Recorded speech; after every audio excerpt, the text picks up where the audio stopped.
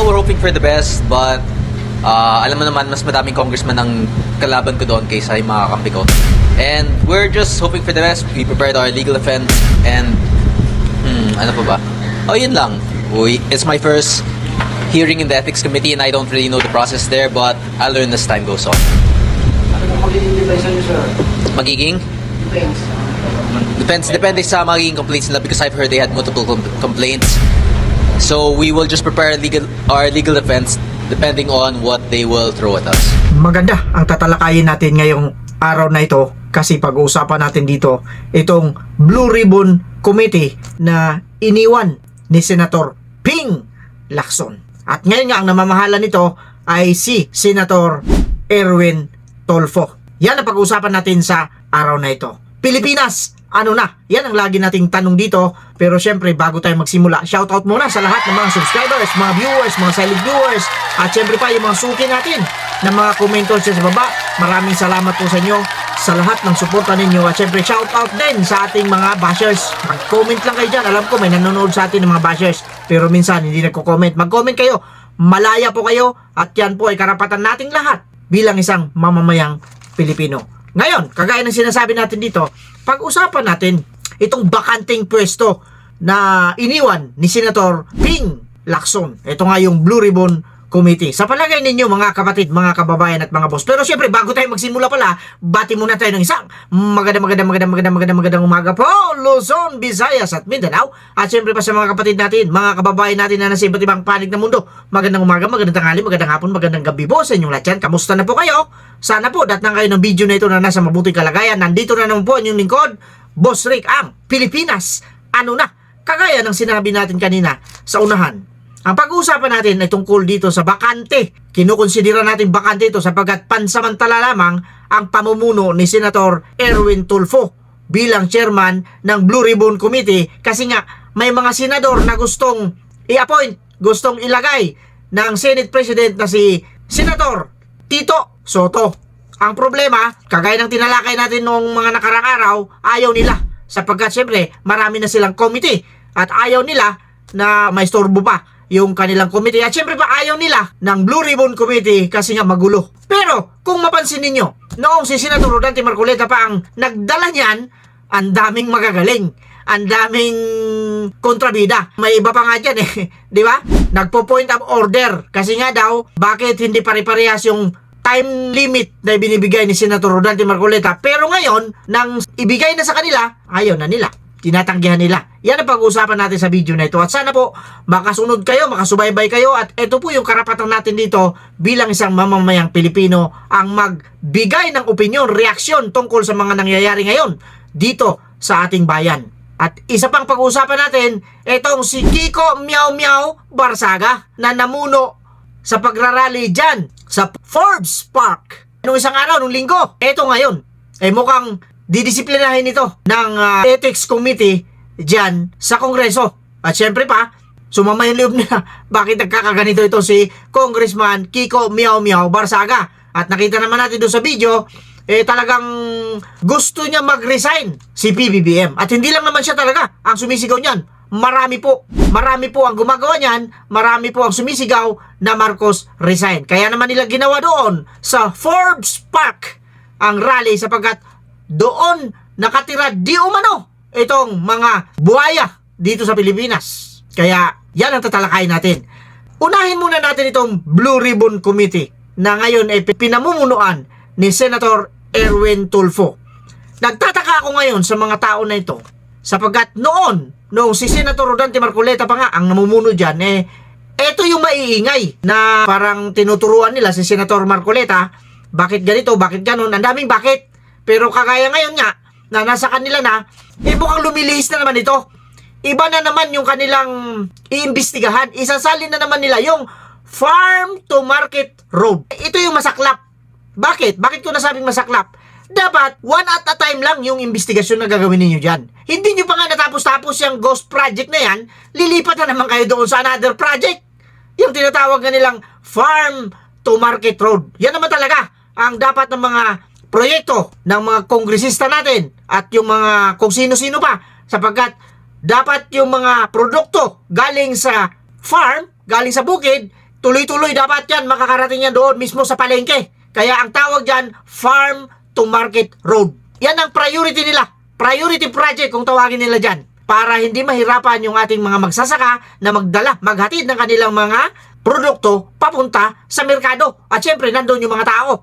Yan ang tatalakayin din natin kasi nga, ako naguguluhan na eh. Dapat unahin nila yung sinimulan ni Senator Dante Marcoleta.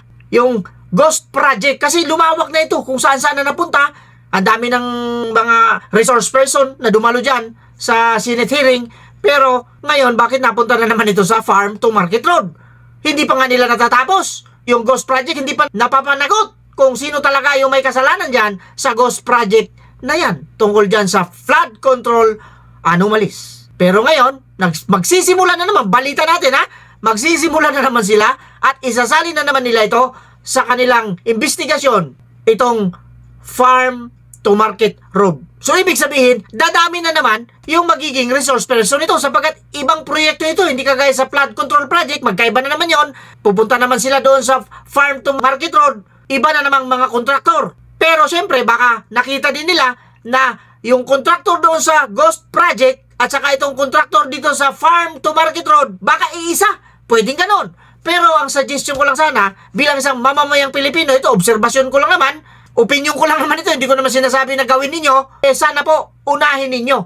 Tapusin ninyo yung isa muna na sinimulan ninyo. Huwag ninyong dagdagan kasi parang ganito yan eh. Halimbawa lang, may ihatid ka sa isang location. Ngayon, hindi mo muna ihatid, nandun ka na sa kalagitnaan. Malapit ka na doon sa paghatiran mo. Meron na namang nagpahatid sa'yo na iba. Magbabago na naman yung ruta mo. Diba? Simple. Kaya natin sinasabi ito mga kapatid, mga kababayan at mga boss para po maintindihan ng mamamayang Pilipino. Kasi nga, pag dyan sa Senate Blue Ribbon Committee, maraming Inglesero dyan. Napapansin ninyo, dapat nga ito pa isa suggestion ko rin ha. Sana makinig itong mga senador natin. Sana dapat Tagalog ang gamitin ninyo para lahat ng mga tao maintindihan kung ano yung mga sinasabi ninyo dyan. Hindi yung nag-English kayo. Kagaya niyang bendalo na yan. Paano pagka hindi naintindihan ng mga tao? Kasi hindi lang naman tayong nanonood dito. Lahat ng mga tao ngayon halos may cellphone na. Kahit walang pinag-aralan, may cellphone yan. Kahit marunong na yan sa cellphone, diyan sila nanonood. May telebisyon, di ba? Bendalo. Paano pag pinagdugtong nila yan? Bendalo. Ano ba yung bendalo? Parang sundalo? O di ba? Kidding aside mga kapatid, mga kababayan at mga boss. Sana, Tagalog ang gamitin ninyo dyan. Kasi pag sinabi nyo, pwede nating baliin ang batas. Yun, talagang tumpak. Maintindihan kagad ng tao. Ordinaryong Juan de la Cruz makakaintindi agad pagka ganun. Pag sinabi mo kasing we have to bend the law, ano yun? Hindi naman lahat ng tao nakapag-aral. Hindi lahat ng tao dito marunong magsalita ng Ingles at nakakaintindi ng Ingles. Ibig sabihin selective. Pinipili lamang kung sino ang makakaintindi nun. Kaya nga sana, kung pupwede lang, kung sino sa inyo dyan, mga senador or congressman, gumawa kayo ng batas na kada sesyon ninyo dyan, iwasan ninyo magsalita ng English. Maliban na lang siguro sa pagbati. Good afternoon, good morning, good evening. Yeah, siguro kasi basic lang yan. Pero pagka nagtatalakay na kayo dyan, pagka nagdidibate na kayo dyan, sana iwasan ninyo magsalita ng English. Yan yung gusto mangyari noon nung yumaong Miriam Defensor Santiago. Gusto niya Tagalog. Kaya naman siya nag-English kasi in-English siya. Baka raw sabihin, hindi niya alam magsalita ng English. Mas magandang Tagalog na lang po Pilipino para maintindihan ng lahat ng tao. Pwede na lang doon sa mga talagang bata pa na hindi pa marunong umintindi. At yung hindi pa talaga nakakaintindi. Pero kagaya ng mga nasa legal age na, hindi lahat ng legal age ha. Ibig sabihin, hindi lahat ng nasa hustong gulang ay nakakaintindi ng salitang Ingles. Sana po, merong maglakas loob na magbungkahi. Sa bagay, napapansin naman natin dito, kapag nanonood tayo ng mga Senate hearings, hindi talaga may iwasan magsalita sila ng Ingles. Di ba? Pero sana po, kung maaari, eto nakikiusap tayo rito, kung maaari po sana, Tagalog na lang or Filipino, wikang Filipino, ang gamitin ninyo dyan. Para po, bukas sa lahat ng mga tao, mga kapatid, mga kababayan at mga boss, ano sa palagay ninyo? Yung sinasabi natin dito, yung suggestion natin, na gawin na lang Tagalog yung kanilang pag-uusap dyan sa loob ng Senado or kahit dyan sa Kongreso. Para naman lahat ng tao makakaintindi, makakapag-react, makakapagbigay ng opinion. Kasi ganito yan eh. Paano ka makapagbigay ng opinion kung hindi mo naintindihan yung kanilang mga sinasabi? Tama ba ako mga kapatid, mga kababayan at mga boss? O may tama sila?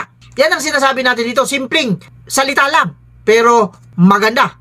May kabuluhan. Yan ang sinasabi natin dito.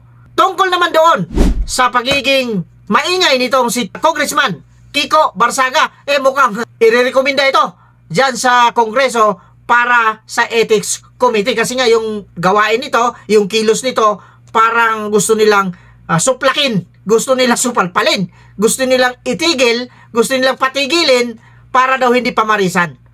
Karapatan na nila yun kasi congressman ito. Buti sana kung ordinaryong tao lang ito. Di ba? Nasa sa kanila na yan.